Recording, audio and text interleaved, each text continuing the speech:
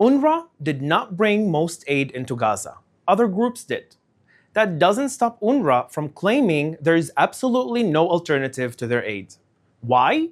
Israel's parliament passed a law banning work with UNRWA over their terror ties.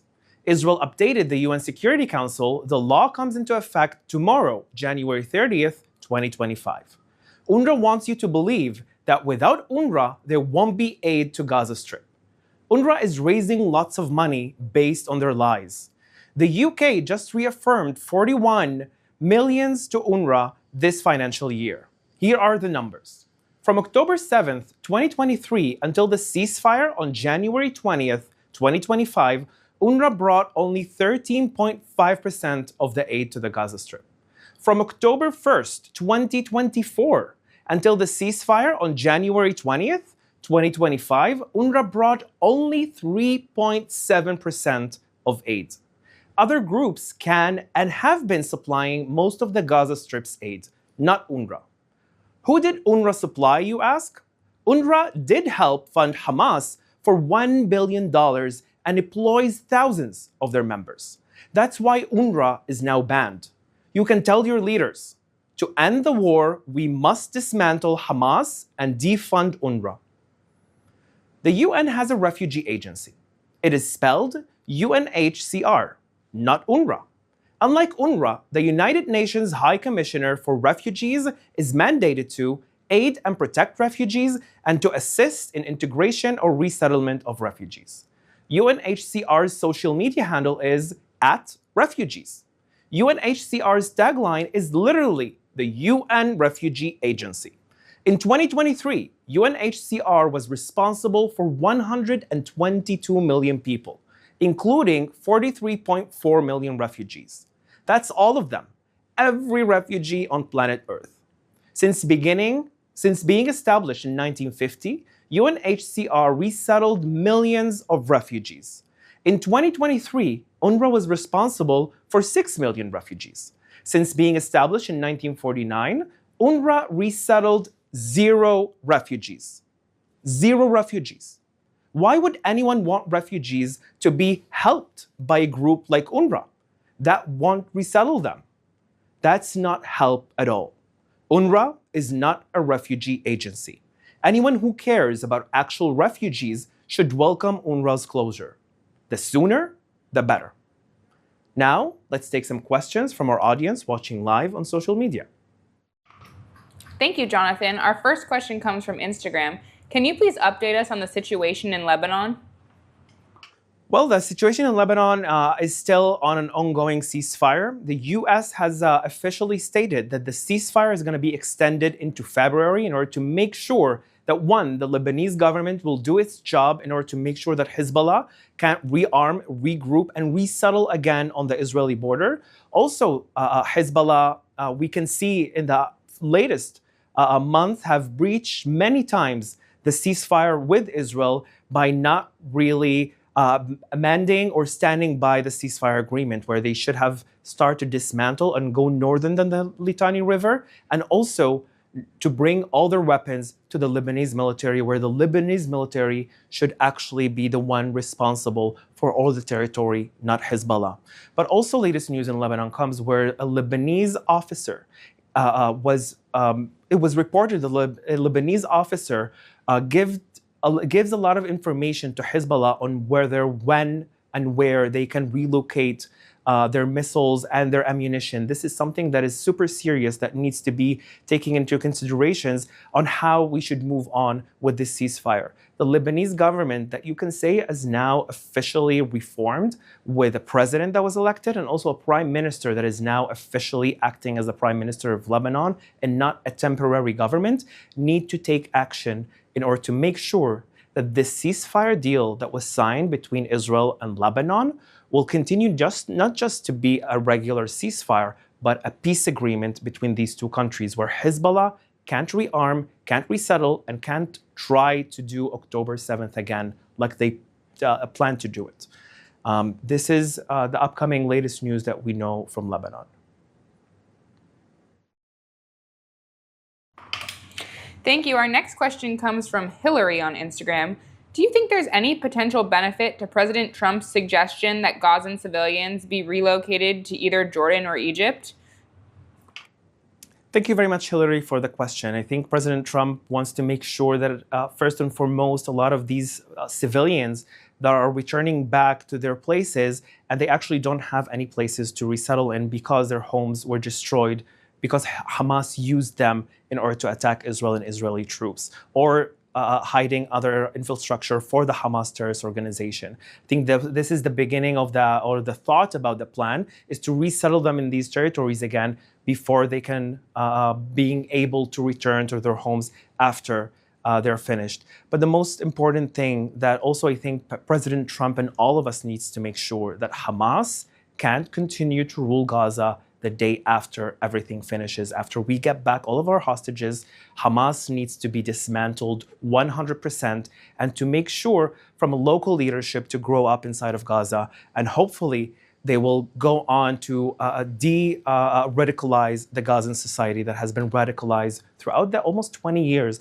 that Hamas has been ruling the Gaza Strip. Thank you. Our next question comes from Adam on Instagram. Why has the Lebanese army not done what they're supposed to do? Is it because they can't or because they won't? Thank you very much, Adam, for your question. I would have hoped to see the Lebanese military moving into much more action, and that it would be much more faster from the way that they're doing. But we need to understand that the situation in Lebanon is still delicate.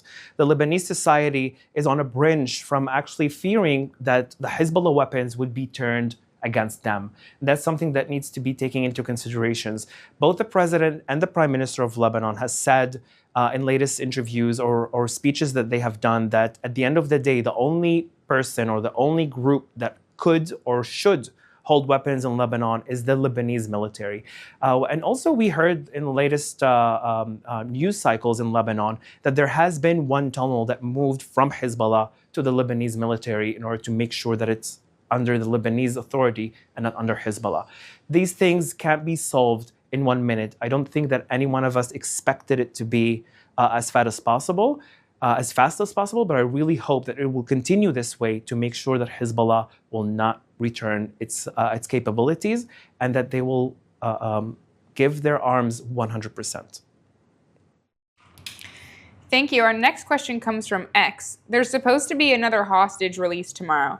Can you tell us why there are supposed to be 2 transfers this week? Well, from the latest news is that we're all expecting to see the release of the hostages tomorrow, also on Saturday this upcoming week. One of the reasons is that Hamas at the end of the day breached the ceasefire deal. First of all, the ceasefire deal, what the agreement was that Hamas would release the kids and also any civilian that is not military personnel, while they decided to breach that agreement and released 4, we're really happy to have them back home, 4 soldiers that returned last Saturday. Because of that, Israel has held Hamas accountable for the breach of the ceasefire deal, and thus it basically demanded to have the hostages released earlier in order also to give permission for Gazans to go back to the north of Gaza. We need to make sure that Hamas releases all hostages. In my opinion, it doesn't matter who comes first and who comes last. They need to release them all now. This is what we all should demand. That's something that I think Hamas knows that they're under a lot of pressure and they will not continue to play with this anymore. Thank you. Our next question comes from Marjorie on Instagram. Do these new leaders in Lebanon have any known ties to Iran? Thank you very much, Marjorie, for the question. Well, we know that the president of Lebanon, Joseph Aoun, was the head of the military. He was the officer, the head of the military in Lebanon. We know that he didn't have any ties with Iran or any affiliation to the Islamic Republic of Iran or to the Ayatollah of Iran. Moreover, he was really anti-Hezbollah throughout his whole reign inside of the Lebanese military, where he worked in order to try and maintain as lower as possible activity of Hezbollah in the Lebanese territory. So we know 100% that he's really, in his vision, looking forward to dismantle Hezbollah from their weapon capabilities. On the other hand, there was some news cycles about the new prime minister of Lebanon, that he had ties with Iran. although he did also speak against Hezbollah numerous times, not just lately. But this is something that at the end of the day really gives hope to many Lebanese and also hopefully for Israelis to see the day that these two personnel in Lebanon, the new leadership of Lebanon, would actually look on what matters to Lebanese first instead of what matters to the Islamic Republic of Iran. They need to finally cut these ties with the Islamic Republic of Iran 100% so Lebanon could be again the Switzerland of the Middle East. Thank you. Our next question comes from YouTube. What's the mood in Israel regarding the hostages? Well, I can say that all of us are really sitting on our nerves because we're really looking forward to see every one of our hostages back to their homes and to their families. And also we know that there are hostages that some of them have been executed by Hamas in the Gaza Strip. Some of them were dragged as bodies in order to bring the day where this bargain deal was signed with Hamas. They took them in thoughts of making this ceasefire agreement to release many terrorists from Israeli prisons that have blood on their hands, that have executed and planned dozens and hundreds of terror attacks against Israelis, or they themselves were participated in a terror attack against Israelis. So on one hand, we are super excited to see every one of them return back home to their families. On the other hand, we also know that about 80% of these terrorists that are released are going to be back in active duty in terrorism against us one day. So we're really looking forward to see what happens with that. But we are really, I think I speak to every Israeli and every decent human being that I know, that we're all have been waiting for the day to all of the hostages that are in Gaza to return back to their families. This is today what we're looking for, that the ceasefire would be held by Hamas and that they will all return back to their families. Thank you. This is our final question. If the Lebanese appeal to the Israeli army in Lebanon, would the Israeli army help them? And Han asks, does the Lebanese actually have the strength to fight Hezbollah? The Lebanese military, in my opinion, is capable of fighting Hezbollah and making sure to restrict Hezbollah from regaining in terror attacks again, not just against Israel, but also to turn these weapons against the Lebanese people and the Lebanese civilians. I do believe that if the government of Lebanon would decide that this is their mission, that this is their goal, to dismantle Hamas, to dismantle Hezbollah's weapon capabilities, the Lebanese military can and able to do that. But we need to make sure that it happens.